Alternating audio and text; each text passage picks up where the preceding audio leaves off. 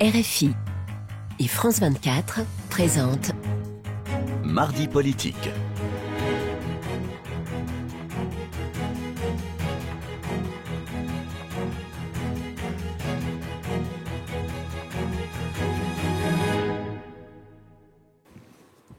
Bonsoir et bienvenue dans cette nouvelle édition de Mardi politique sur France 24 et RFI. Et ce soir, nous recevons Juliette Méadel. Bonsoir. Bonsoir. Ancienne secrétaire d'État chargée de l'aide aux victimes et ancienne ministre déléguée à la ville.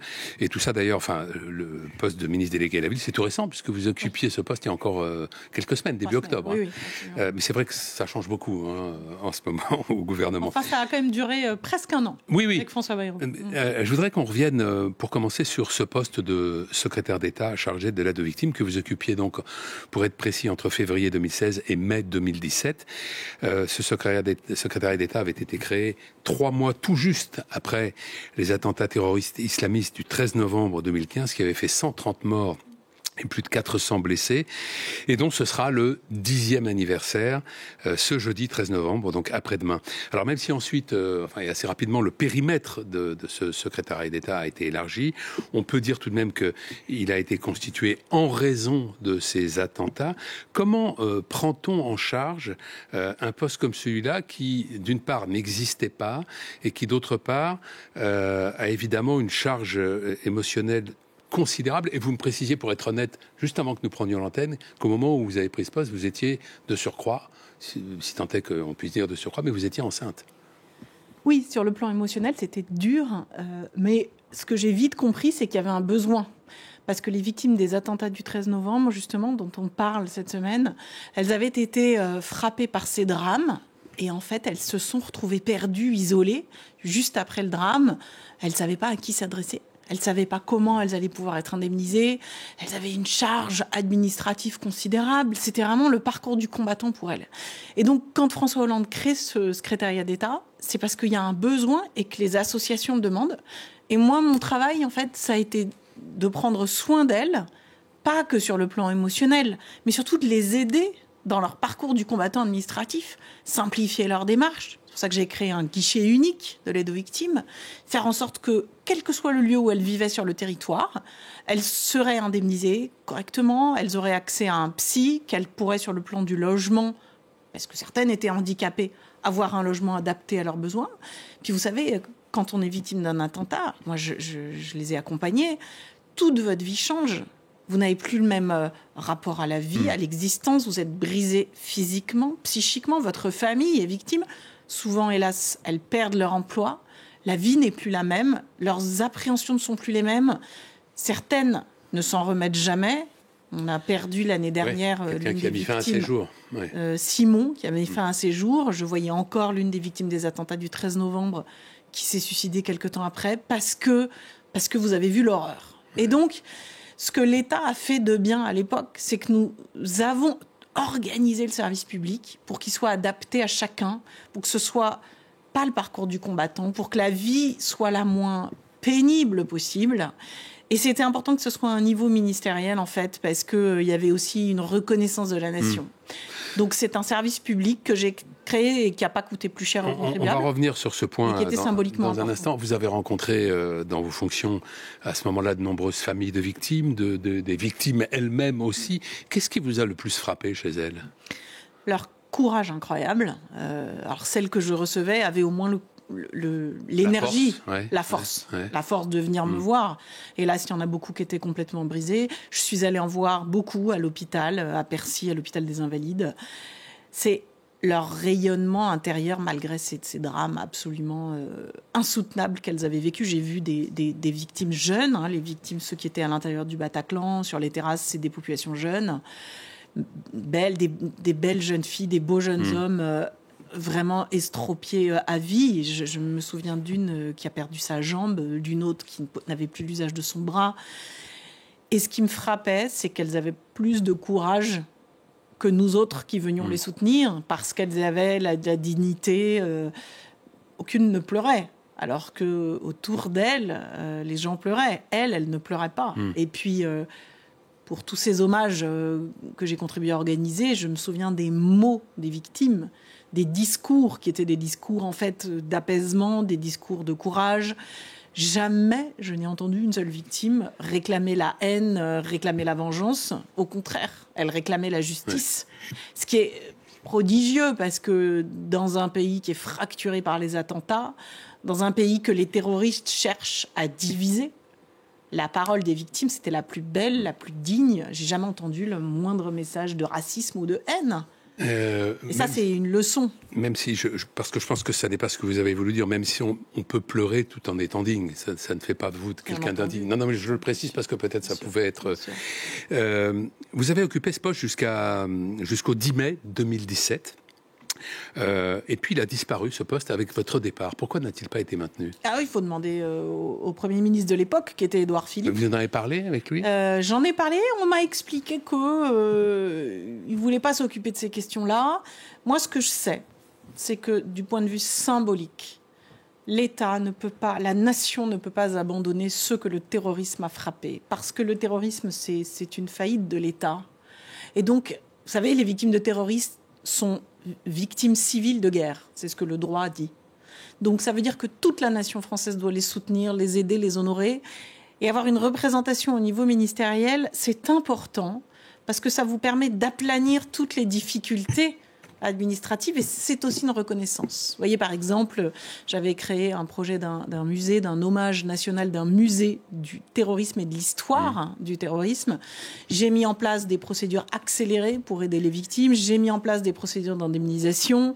J'ai aussi fait en sorte que la mémoire des victimes puisse être honorée. J'ai mobilisé tout ce que la psychiatrie et la pédopsychiatrie savaient faire de mieux pour qu'on déploie des solutions d'urgence, pour qu'on suive les victimes dans la durée. C'est très important parce qu'on ne doit pas fermer cet événement comme si c'était une parenthèse de l'histoire. Aujourd'hui, la France est encore menacée. Elle est aussi menacée. Il y a eu des attentats d'ailleurs depuis la suppression de ce poste. Des attentats ont été déjoués récemment. Alors ce ne sont pas heureusement des attentats de masse, mais sur le plan de la symbolique, ça réactive pour les victimes cette inquiétude et on doit montrer qu'on est proche de ceux que le hasard malheureux a frappés, parce que c'est toute la France qui était victime de terrorisme. Aujourd'hui, l'aide aux victimes, elle est assurée par une délégation interministérielle. Vous en parliez il y a quelques instants. Ça vous paraît moins fort, d'une part, symboliquement, c'est ce que vous laissiez entendre, je pense, et par ailleurs, est-ce que c'est moins efficace ? Mais je suis un peu surprise. Moi, j'avais été ministre pendant 1 an et demi, et nous avions mis en place, par exemple, dans chaque département, au sein des préfectures avec les parquets, il y avait des lieux d'accueil et d'orientation des victimes de terrorisme, mais pas que de terrorisme. Nous avions mis en place ce guichet unique, nous avions simplifié les procédures administratives, nous avions créé, par exemple, un guide, un livre blanc, en moins d'1 an, en 1 an et demi. Aujourd'hui, je suis étonnée parce que je regardais... Il n'y a plus de guichet unique de l'aide aux victimes, alors que nous l'avions créé en 1 an et demi. Et j'ai vu que l'année dernière, ou en 2023, on a lancé une concertation pour savoir s'il fallait faire un guichet unique. Ça fait quand même aujourd'hui 10 ans. Je regrette que 10 ans plus tard, ce que nous avions lancé en 1 an et demi n'ait même pas été prolongé. C'est-à-dire qu'aujourd'hui, si vous êtes victime aujourd'hui d'un attentat, vous ne pouvez pas aller sur Internet, avoir un interlocuteur au téléphone immédiatement et être suivi plus près de vos besoins, et ça, je le regrette. Alors, lors du procès de ces attentats en 2021, l'une des victimes avait dit « On se souvient de nous pour les commémorations, mais le reste de l'année, on s'en fiche ». Est-ce que ça correspond à ce sentiment d'abandon qui peut aujourd'hui être partagé ? Est-ce que vous comprenez ça ? Mais je comprends très bien, je le regrette, parce que je m'étais profondément engagée avec le président Hollande, avec Manuel Valls. Et je pense que nous avions fait quelque chose qui ne coûtait pas plus cher aux contribuables que le dispositif actuel, puisque c'est le même nombre de fonctionnaires. Et puis surtout, nous avions fait quelque chose qui était efficace. Donc je regrette qu'aujourd'hui, la structure existe toujours, le coût pour les finances publiques existe toujours, mais il n'y a plus cette efficacité. Il n'y a plus en plus cette reconnaissance symbolique de cette importance. Et puis, vous voyez, c'est peut-être aussi à ça qu'on sert le pays. C'est un engagement, un dévouement au plus haut niveau pour une cause qui a fracturé notre pays et qui nous a marqués profondément. Et c'est une reconnaissance symbolique qui manque et qui fait défaut aujourd'hui dans un pays qui risque encore d'être victime d'attentats. Vous serez présente ce jeudi aux cérémonies de commémoration pour ce 10e anniversaire des attentats du 13 novembre 2015. Est-ce que c'est un moment que vous redoutez ?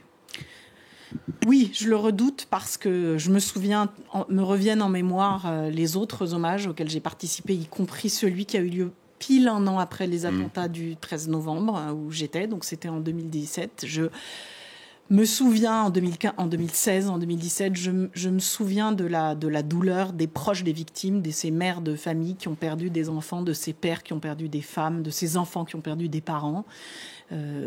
C'était extrêmement dur parce que pratiquement nous, responsables politiques, on n'avait pas le droit de montrer notre tristesse parce qu'en face de nous, il y avait des victimes qui avaient vécu bien pire. Et pourtant, c'était un déchirement et c'était... Aujourd'hui encore, quand je revois des victimes avec lesquelles j'ai gardé le contact, je sens toujours cette impuissance à réparer l'indicible et le déchirement qu'elles ont vécu avec des enfants aujourd'hui qui ont perdu leurs parents, qui sont devenus grands, et face auxquels aucune explication n'est plausible, aucune explication n'est recevable, et face auxquels vous ne pouvez qu'apporter du soutien, de l'empathie et de la solidarité. Aujourd'hui, l'avocate de Salah Abdeslam, qui est le seul membre du commando du 13 novembre 2015 encore en vie, a fait savoir que son client souhaitait entrer dans un processus qu'on appelle de justice restaurative, qu'on appelle aussi d'ailleurs la justice réparative. On comprend bien ce que ça peut sous-entendre. Il s'agit en fait de permettre aux victimes et aux coupables de se rencontrer à la demande de l'un ou de l'autre, parfois des deux, de se parler, dont l'objectif idéalement d'aider les victimes à se reconstruire. Est-ce que cette démarche vous semble adaptée déjà au profil de Salah Abdeslam ? Écoutez, moi, ce que je regrette avec ces démarches de justice restaurative, c'est qu'elles s'attachent plus à la question du coupable, du terroriste. Donc on va parler, de Salah Abdeslam, j'aurais préféré qu'on n'ait même pas à prononcer son nom, au lieu de parler des victimes. Et je me demande donc si ces procédures ou ces processus, par ailleurs contestés par les psychiatres, servent plus le coupable ou la victime, servent plus celui qui a été condamné ou la victime. Et je m'interroge, je préférerais qu'on donne plus d'énergie pour améliorer les processus d'indemnisation des victimes, pour les aider à se reconstruire, pour les aider à retrouver un emploi, qu'on vérifie qu'elles aient bien un accompagnement psychologique, qu'on vérifie qu'elles ont trouvé un logement. Je préférerais qu'on mette de l'énergie à ça, plutôt qu'à la question de l'avenir ou du devenir du terroriste qui a été condamné, en l'occurrence, et à perpétuité. Je précise que la directrice générale de la DGSI a affirmé hier, lundi, que Salah Abdeslam, je la cite, est un individu qui demeure radicalisé et convaincu par l'idéologie mortifère qui l'a conduit à commettre les attentats du 13 novembre 2015. On va parler un peu de politique, Juliette Méadel, avec les discussions sur le budget qui reprendront demain à l'Assemblée nationale. Est-ce que vous avez l'impression que le Premier ministre Sébastien Lecornu est en train de tout céder aux socialistes ? Les socialistes, dont je le précise, vous êtes historiquement issus. Oui, et on est dans une Assemblée nationale où il n'y a pas de majorité. Donc le Premier ministre essaye, peu ou prou, de trouver des accords, de trouver des compromis. Moi, je suis pour le compromis et je suis aussi pour qu'on taxe davantage les très très riches. C'est-à-dire ceux dont le patrimoine est au-dessus de 250 millions d'euros et qui payent moins d'impôts que vous et moi. Donc ça, oui, bien sûr, il faut faire quelque chose. Mais quand je regarde les débats parlementaires aujourd'hui, je suis un peu estomaquée. Pourquoi ? On ne sait pas dans quel sens ça va. C'est un coup à gauche, un coup à droite. On a l'impression que c'est un canard sans tête. Comme si le fait d'avoir donné les clés à l'Assemblée nationale exonérait le gouvernement de fixer un cap, un objectif. Moi, deux choses qui me frappent. D'abord, on a une dette, un déficit public, donc il va falloir réformer l'État pour faire baisser la dépense publique. Et en même temps, on a une société extraordinairement inégale et inégalitaire. Donc oui, je suis pour qu'on fasse plus pour ceux qui ont moins. Est-ce que ça sera le résultat de l'adoption de ce budget ? Je ne crois pas. Et je crois que ce budget manque de ligne politique. Par ailleurs, je trouve que la parole publique risque aujourd'hui de sortir fortement affaiblie. On a un 49.3 qui ne devait pas être utilisé par le Premier ministre. Mais au fond, je ne sais pas comment mes anciens camarades socialistes vont faire pour ne pas demander au Premier ministre d'utiliser le 49.3 afin de sortir. Oui, puis il y a de ce d'autres vote choses de qui peuvent budget surprendre. cohérent. Par exemple, les députés du groupe Ensemble pour la République, qui est dirigé par Gabriel Attal, qui historiquement est le groupe du parti présidentiel, devraient s'abstenir demain lors du vote sur la réforme des retraites. Je rappelle que cette réforme des retraites, c'était la grande réforme, la grande affaire du président de la République. Donc il y a de quoi y perdre son latin tout de même. Il n'y a plus de ligne et il n'y a plus de cohérence. Moi, je trouve que la suspension de la réforme des retraites est plutôt bienvenue et ça ne va pas coûter très cher, 1,4 milliard l'année prochaine. Mais ça ne dit rien de comment on va assurer le financement des retraites pour les années futures. Il faut qu'on ait ce grand débat sur la réforme des retraites. La proposition qui consistait à dire qu'on supprime l'âge légal et qu'on retravaille la retraite à points est une bonne proposition, sauf qu'on ne va pas pouvoir y travailler avant la prochaine élection présidentielle. Que de temps perdu! Alors même qu'une commission, la commission Delevoye, avait été constituée en 2017, qui devait nous trouver des solutions. On va se retrouver 10 ans après, on n'aura pas progressé. Et le pays aura été traumatisé par la réforme des retraites. Donc ce sujet des retraites, qui est un sujet fondamental, est un sujet qui aura été loupé, et je le regrette. Au-delà de la question des retraites, on voit que le budget se construit presque exclusivement sur la dépense, les taxes, les impôts, et aucune mesure d'économie n'a pour l'instant été acceptée dans les discussions. Est-ce que c'est tenable comme position, ça ? Mais un budget, ça répond à un objectif politique. L'objectif politique aujourd'hui, c'est d'avoir un État qui fonctionne mieux, qui soit plus efficace et qui lutte contre les inégalités.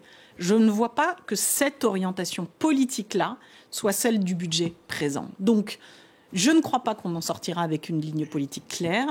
Je ne crois pas que nous réussirons à faire de réelles économies, et je le regrette, parce qu'on ne peut pas aujourd'hui consacrer l'équivalent du budget de l'éducation nationale à payer les intérêts de la dette. Ça n'est pas... Moi, j'ai 4 enfants. Je regrette qu'on ne puisse plus investir dans leur éducation, qu'il faille payer nos taux d'intérêt. Donc, on n'a pas réussi à économiser, on n'a pas réussi à mieux dépenser, et on ne luttera pas davantage contre les inégalités, et je le regrette profondément. Un petit mot pour terminer, parce qu'on arrive à la fin de cette émission, sur cette fameuse lettre de Bruno Le Maire, lettre secrète, envoyée en avril 2024 au président de la République pour l'alerter sur la dérive des comptes publics. Lettre restée sans réponse, pas de projet de loi de finances rectificative décidé par le président de la République, contrairement à ce que lui demandait Bruno Le Maire. Les oppositions, en particulier le RN et LFI, s'indignent de mensonges, d'insincérité. Est-ce que vous entendez leurs critiques? Est-ce qu'elles vous paraissent fondées? Écoutez, vous savez, je suis une ancienne membre de la Cour des comptes. La Cour des comptes a dit qu'il y avait de l'insincérité. Le premier président de la Cour des comptes, Pierre Moscovici, l'avait dit. Et moi, je vais me placer maintenant sur le terrain strictement politique. J'ai beaucoup de respect pour Bruno Le Maire. En 15 secondes. Mais pourquoi Bruno Le Maire n'a-t-il pas démissionné au moment même où sa lettre, qui était une lettre d'alerte fondamentale, n'a pas été entendue? Pourquoi n'a-t-il pas démissionné alors même qu'il n'a pas réussi à se faire entendre? C'est la question qu'il faut lui poser. Merci Juliette Méadel. Merci d'être venue ce soir dans Mardi Politique. C'est la fin de cette émission. Excellente soirée. À la semaine prochaine.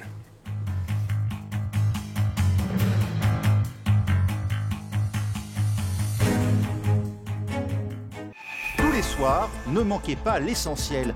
Pour tout savoir et pour mieux comprendre l'actualité, avec nos experts, nos reporters, nos éditorialistes, ensemble, allons à l'essentiel sur France 24. Tous les soirs, sur France 24, ne manquez pas l'essentiel, présenté par Raphaël Kahn. Tous les soirs, je vous emmène en Afrique. Ne manquez pas notre coup de projecteur sur l'actualité africaine avec nos correspondants et nos invités. Retrouvez Myriam Amelal Lalmas dans le Journal de l'Afrique sur France 24. Et pour rester connecté, rejoignez le WhatsApp de France 24 Afrique.